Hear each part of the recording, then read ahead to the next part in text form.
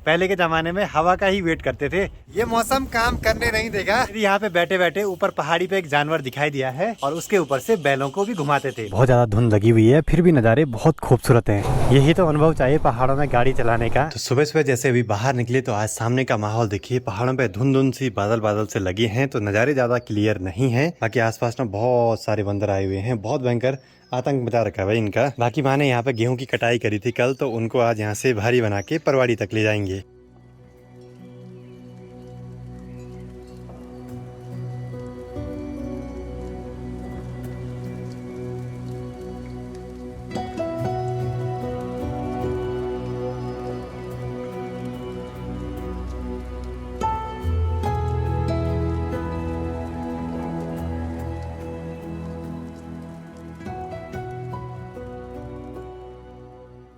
सबसे पहले आप सभी को मेरा प्यार भरा नमस्कार। मेरा नाम है आलोक राणा और स्वागत है आप सभी का देवभूमि उत्तराखंड के इन खूबसूरत पहाड़ों से। अभी सुबह के 9:30 हो रहे हैं और आज के दिन की शुरुआत भी हो चुकी है। तबीयत में काफ़ी ज़्यादा सुधार है, काफ़ी अच्छा फील हो रहा है अभी। और मुझे ये सिलेंडर यहाँ से ऊखीमठ तक ले जाना है भरवाने के लिए। तो चलिए करते हैं आज के इस खूबसूरत से दिन की शुरुआत।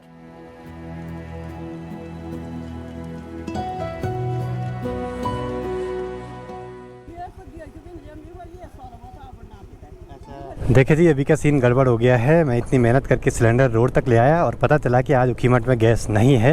अब यहाँ से मेरे पास दो रास्ते हैं, या तो मैं गैस भरवाने के लिए ऊखीमठ जाऊँ या फिर घर चले जाऊँ। यहाँ से एक बार ढंग से पता करते हैं, क्योंकि सुनी सुनाई बातों पे कभी कभी विश्वास नहीं करना चाहिए। कंफर्म हो चुका है कि ऊखीमठ में गैस है, तो एक बार ऊखीमठ ही चलते हैं। और ये जो स्कूटी है ना, हमारे घर के बहुत काम आ जाती है। मतलब घर का बहुत सारा सामान इसी में आ जाता है हमारा। सामने कुत्ता दौड़ रहा है, शायद कुत्ते का मालिक गाड़ी में बैठा हुआ है, शायद बात यही है। चलो जी, अब जाके अच्छी रोड आई, नहीं तो गड्ढे वाली रोड पे हालत ख़राब हो जाती है स्कूटी में। अरे बाप रे, ऐसे मोड़ों पे अचानक से गाड़ियाँ आ जाती हैं। यही तो अनुभव चाहिए पहाड़ों में गाड़ी चलाने का। देखिए जी, अभी का सीन कुछ ऐसा है। ये सिलेंडर मुझे अब यहाँ ऊखीमठ में ही रखना पड़ेगा। इसको घर ले जाऊँगा तो दोबारा तिबारा आफत हो जाएगी।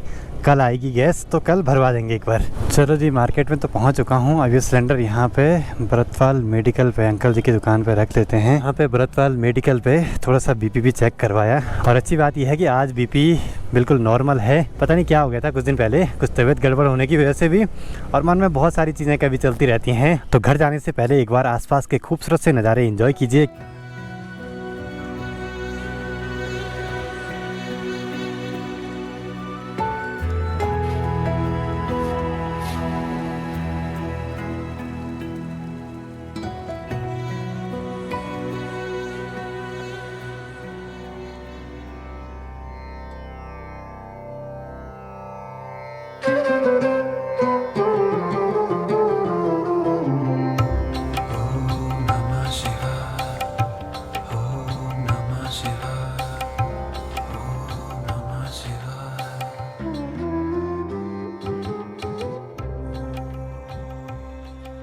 देखिए जी, अभी आसपास के एरिया में बहुत ज़्यादा धुंध लगी हुई है, फिर भी नज़ारे बहुत खूबसूरत हैं। चला ओ बेटन परवाड़ी मुझे।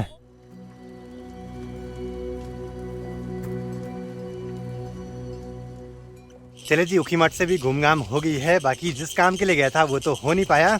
और यहाँ घर के रास्ते में आते ही निनेरों का शोर देखिए। तो जैसे यहाँ घर पे पहुंचा तो माँ देखिए, यहाँ पे गेहूं की पुलियाँ सुखाने पे लगी हुई हैं। पर मौसम का तो कोई भरोसा नहीं भाई, आजकल मौसम डेली गड़बड़ हो रहा है, कुछ भी विश्वास नहीं कर सकते हैं। अभी धूप है, थोड़ी देर में बारिश भी लग सकती है। बाकी खैर अपनी तरफ से ये सुखाने तो है ही। माँ मेरे को पूछिए मौसम कैसा रहेगा, मुझे ही पता नहीं कि मौसम कैसा रहेगा। थोड़ी देर गेहूं की पौध से जो बालियां अलग करी थी उनको अब यहाँ खोले में डाल दिया है। इसके बाद इनकी डंडे से कुटाई करेंगे।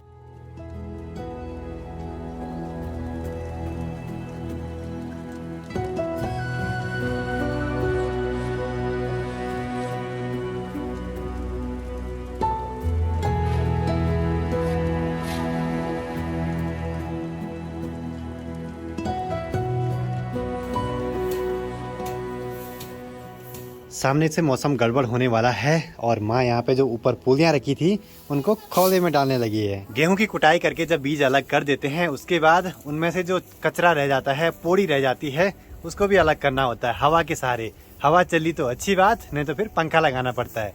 पहले के जमाने में हवा का ही वेट करते थे, अब तो पंखे वगैरह हो गए तो उनसे काम चला लेते हैं। बाकी मौसम डेली गड़बड़ होता है तो ये वाला काम तो हर दिन का रहता है। हम बचपन से देखते आ रहे हैं कि ये गेहूं का सीजन आता है और बारिश भी इन्हीं दिनों लगती है। पता नहीं और दिन में बारिश कहाँ रहती है। देखे जी, वैसे कच्चे गेहूं से ना ऊमी भी बनाते हैं। कच्चे गेहूं की जो बालियां होती हैं उनको आग में ऐसे जलाते हैं और जो गेहूं के दाने होते हैं ना वो पक से जाते हैं, फिर तो उनको ऐसे खाते थे पुराने जमाने के लोग। अब थोड़ा कम देखा है मैंने ये सब चीजें, बचपन में हमने भी बहुत खाई हैं। देखे जी, यहाँ पे बैठे बैठे ऊपर पहाड़ी पे एक जानवर दिखाई दिया है, शायद हिरन है वो। तो ये ठीक सामने पहाड़ का रंग भी ऐसा ही है और उसका रंग भी वैसे ही।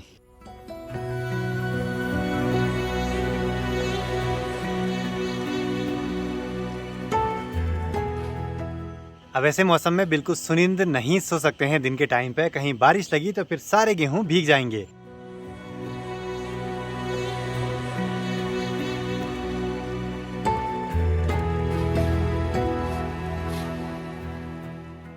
जहाँ पहले मैं श्रीनगर में रहता था तो ऐसे गेहूं सुखाने के लिए डाले रहते थे वहाँ के गांव वालों ने, और उसके ऊपर से बैलों को भी घुमाते थे, दें कराते थे। तो पहले के ज़माने में ये सब चीज़ें ज़्यादा चलती थी।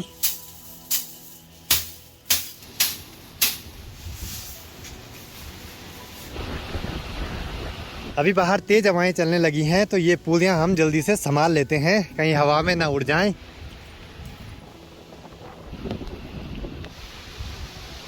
बड़ी तेज हवाएं चलने लगी हैं, ये मौसम काम करने नहीं देगा। अब बारिश आने को हो रही है तो जो ये गेहूं हमने खौले में सुखाने के लिए डाले हैं इनको एक बार इकट्ठा करना पड़ेगा फटाफट।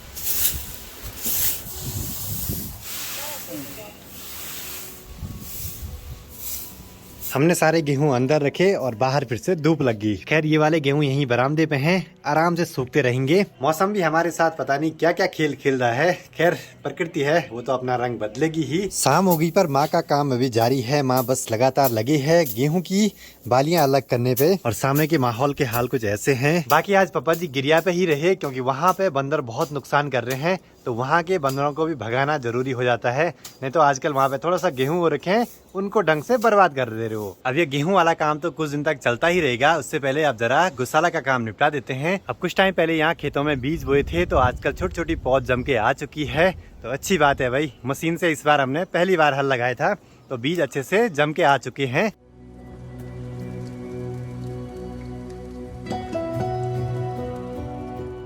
आंचल लोगों की गाय तो हमेशा मारने के लिए आती ही रहती है, और कुछ गेहूं तो माँ ने यहीं गौशाला की छत में ही रखे थे सुखाने के लिए, जो कि अभी बिल्कुल हरे हरे से हैं।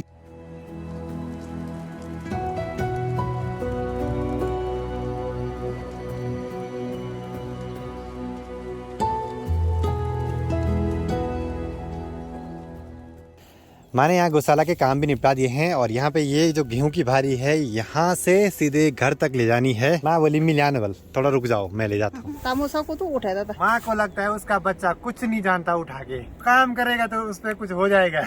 माँ के लिए तो बच्चा बूढ़ा भी हो जाता तो माँ के लिए तो बच्चा ही बच्चा रहता है। माँ को ऐसा लगता है उसका बच्चा बच्चा ही है। और हाँ दोस्तों, जो भी खूबसूरत से नज़ारे आपको मेरी वीडियो में देखने को मिलते हैं, अगर आप उनको रील्स के थ्रू देखना चाहते हैं तो मेरे साथ इंस्टाग्राम पे जुड़ सकते हैं। वहाँ पे 20,000 लोग जुड़ने वाले हैं मेरे इंस्टाग्राम वाले पेज पे। और धारे के पास में ये पाता बनाए है ना, ये बिसौण के बहुत काम आता है। मतलब कि कोई भाड़ा ले आए ऐसे जगहों पे बिछा सकता है, आराम कर सकता है और बैठ के मस्त में से धारे के पानी का आनंद ले सकता है।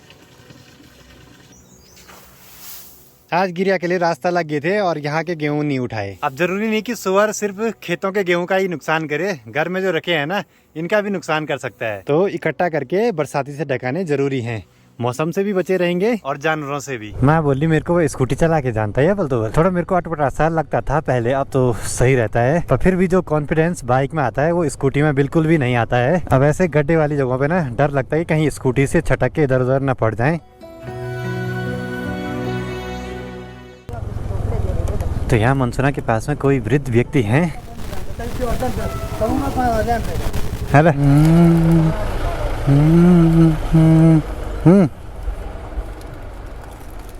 वहाँ पे ना बंदरों का भी जरा डर रहता है, कहीं बिस्किट के पैकेट बंदर ले जाएगा तो दिक्कत हो जाएगी। वो जो वृद्ध व्यक्ति हैं पता नहीं कहाँ से हैं और डेली मनसुना से उखीमठ जाते हैं, उखीमठ से मनसुना आते हैं। हे भगवान जी, ऐसे लोगों की हमेशा मदद करवाते रहना। ऐसा कोई नहीं चाहता कि उसकी स्थिति ऐसी हो।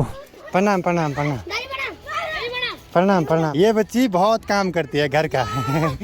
चले जी घर पे पहुंच चुके हैं और पापा जी भी लगे हुए हैं फुलवाड़ी में पानी डालने पे। पापा जी जब भी घर पे रहते ना कभी फ्री नहीं बैठते। तो पापा जी आज यहाँ पे दिन भर थे तो इतने सारे बंदर भगाए वाले, थोड़ा गेहूं बच जाए। यहाँ पे और लोगों के खेत भी हैं तो सबके गेहूं तो अच्छे हो रखे हैं लेकिन बंदर नुकसान कर देते हैं ज़्यादातर। ये इस कोने कोने वाले खेत में देखो कुछ नहीं बचा हुआ है यहाँ।